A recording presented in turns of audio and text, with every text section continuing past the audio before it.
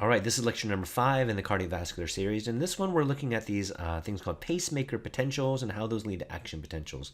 So previously, we looked at the variety of autorhythmic cells out there, and we said that this guy here, the SA node, was considered the pacemaker of them. And so really, this entire video here, this entire lecture, is really just looking at what happens with the SA node. We are not looking at what happens with the rest of the heart. We're only looking at SA node. So remember this slide that we've seen before? There's the SA node. This is our pacemaker. So I'm now, in this video, going to talk about electrical activity of this guy. A later lecture will talk about electrical activity of the rest of the myocardium. Okay, so make sure you know where we are. Okay, so when you look at pacemaker potentials and these SA node activity, we got to look at the different channels that are open at rest, whether those are whether we're going to see depolarization or repolarization, what's going on at threshold, and what's going on with repolarization. And if you take a step back and look at this, you should find it to be kind of familiar, because when you've looked at things like resting membrane potential and action potential and stuff, you've really used a lot of the same language. What is threshold, right? Threshold for what? What is rest? What is repolarization? What is depolarization? You've used all these words before when you looked at electrical activity of skeletal muscles or of neurons. And so we're going to add some, a little bit of differences here, but the basic concepts are going to be the same. Now, the assumptions that you're going to have going into this are these. And this is where you need to be very comfortable with. We have sodium out there, and sodium is positively charged. And the electrochemical gradient for sodium is going to drive it from outside of the cell to the inside of the cell. And when that happens, we're going to see depolarization. Remember, depolarization in this context means getting less and less and less negative. Potassium is also positively charged, but remember that it primarily lives within cells. It's an intracellular cation, and it goes primarily from inside to the outside of the cell when the doors are open. And when that happens, when potassium is allowed to move, we're going to start to see repolarization. Now, in the case of neurons, you might recall that in neurons at rest, if you open up potassium doors, we get to hyperpolarization. And the point is, though, the directionality is the same. We're going more and more negative because we're taking the positive charges from inside the cell and dumping them out. And the new player here is calcium. Calcium goes from outside to inside the cell, and when that happens, we're going to see depolarization. Okay. Now, the thing is, we've not seen calcium before, and you may be thinking to yourself, no, that's not true. I've seen calcium. I've seen calcium in obviously, I've seen it in bones. I saw calcium in nerves because we need calcium for the release of neurotransmitters, and I saw calcium moving from out to in. And so, yeah, of course, you've seen calcium. You saw calcium in skeletal muscles too, being released from sarcoplasmic reticulum, binding to troponin. But we haven't. What we haven't seen is calcium acting and influencing electrical activity. That's something that we haven't seen. Yeah, we've seen calcium trigger neurotransmitter release. We've seen calcium do its other things, but we've not seen it kind of dance and play with sodium and potassium in regulating electrical activity of cells. But we are going to see that here. So again, here, this is your SA node. It says here nodal cell at rest. And for our purposes, we can simply consider this the SA node. So what I want to do first is I want to look at this picture right over here. If you look at this picture, and you look at these different phases, what we're seeing, let's see, one spike there, another spike there. These are 2 rounds of depolarization. So if we walk that through, look at step number 1. When we look at 1, it says here RMP. What is RMP? RMP here stands for resting membrane potential. Now, there are some authors out there that will say, the heart itself doesn't ever really get to a, quote, true resting membrane potential because it's always fluctuating. It's never truly at rest. And that's fine. But here, these artists, this particular author decided, let's just call it resting membrane potential. And resting membrane potential here is at negative 60 millivolts. Okay, that is a number you should know, negative 60 millivolts. Well, what do we see from there? We're starting to see depolarization here. If you're following my cursor here, it's depolarizing here up to threshold. So you've seen threshold before, and here we have yet another threshold. Threshold for what? We'll see that in a bit. But what you see is after you hit threshold, you will continue to depolarize all the way up to this peak here, which is just past 0. And then you're going to go ahead and repolarize at a pretty constant clip back to your so-called resting membrane potential. From there, you're going to repeat. So what I want to do is I want you to look at this part right over here that I'm hovering over up just before you get to threshold, and this part here after threshold. Now, if I were to ask you the question, hey, Both of those are depolarization. True or false? You should say, yeah. I mean, both of them, you're getting less and less negative. So both of those are depolarization. I'll say, great, sure, awesome. Well, which one of those? This one here before you hit threshold, or this one here after you hit threshold? Which one of those might we consider to be slow depolarization versus fast depolarization? Well, recognizing that time is located right here on the x-axis and the slope of this line is smaller than the slope of this line. Remember, slope, rise over run? And so the slope of this line, again, is greater. So therefore, this would be considered rapid or fast depolarization. And this part here would be a slow depolarization. If you look at the slope of the line from the peak of depolarization back to the resting membrane potential, that slope is constant all the way through. And so this is that constant repolarization phase. Okay, so now let's break it down and look at what's happening at each. We're going to start off here with the SA node, and that right now your SA node is sitting at rest. What we're seeing at rest is that here I've got calcium channels that are closed. I've got potassium channels that are closed. So remember these are our players, sodium, calcium, and potassium, right? I talked about those on the previous slide, sodium, potassium, and calcium. So these calcium and potassium doors are closed right now. And what we're starting to see is that this sodium door is actually open.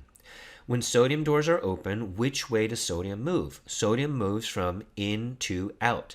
So look at what we're going to see right over here. In phase one, in this phase one right over here, sodium starts trickling in from outside to in. That leads to a slow depolarization from -60 all the way up to right about -40.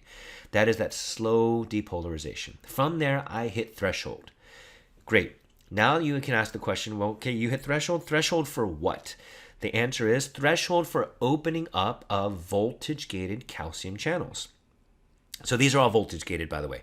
So opening up of voltage-gated calcium channels. So what we see is that -40 is the magic number where calcium channels are going to open. So -40 is the magic number, the magic voltage for opening up of voltage-gated calcium channels. Now they open. Which way does calcium go? Calcium will go from out to in. Remember that. Calcium goes from outside to inside the cell.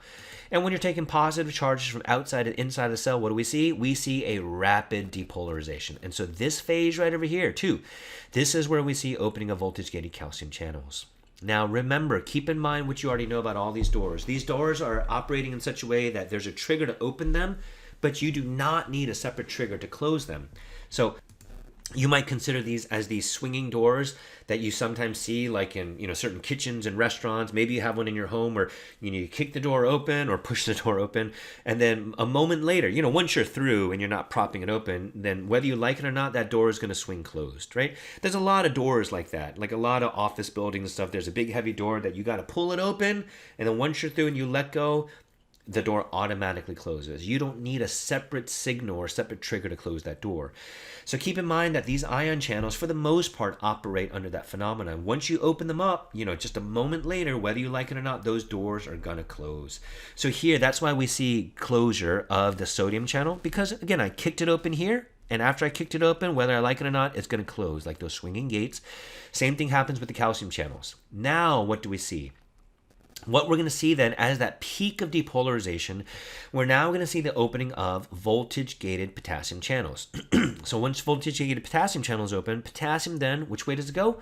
Potassium will go from inside the cell to outside of the cell, which allows for repolarization, which is why in phase 3 over here, we allow potassium to leak out very, very rapidly, and potassium, as it exits, will lead to repolarization. So you can see that here. Fast voltage-gated calcium channels are closed. Voltage-gated potassium channels are open, allowing potassium outflow. Again, this is from in to out. And therefore, the membrane potential returns to -60 millivolts. Now, from there, we're back at rest, aren't we? We're here, right back at rest. But once we're back at rest, what happens is the thing cycles all over again. Because at that point, what we're going to start to see is that the voltage-gated sodium doors are now going to start opening up. They start opening up. Sodium starts flowing in. Slow depolarization. I hit threshold. Voltage-gated calcium doors open. Rapid depolarization. Everything's closed by now. And now, at this point, when I say everything, I mean sodium and calcium. Once you're at that peak, voltage-gated potassium doors open, and now we start to see rapid repolarization. Okay, so this right here, the pacemaker potential, is when I go from rest all the way up to threshold. And once I get to threshold, I am now firing off my action potential. This is the same picture, excuse me, but coming from a different book. We start to see here that sodium doors are open, potassium channels have closed from the previous repolarization. Sodium doors are open, slow depolarization until threshold. I hit threshold, calcium doors open, leading to rapid depolarization.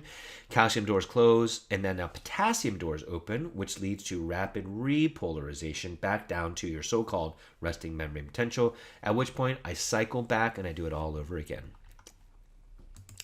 This is again from another book. Well, I take that back. It's the same book as this book, but a different book than this one. And so this gives a little bit more information. This is everything that we've already talked about.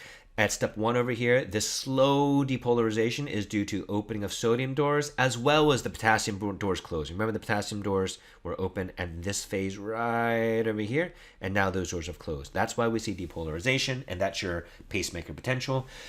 Once you hit threshold, we now start rapid depolarization. The action potential begins when the pacemaker potential reaches threshold, and therefore depolarization, I shouldn't say therefore, depolarization is now due to calcium influx. That means calcium going from outside to inside the cell.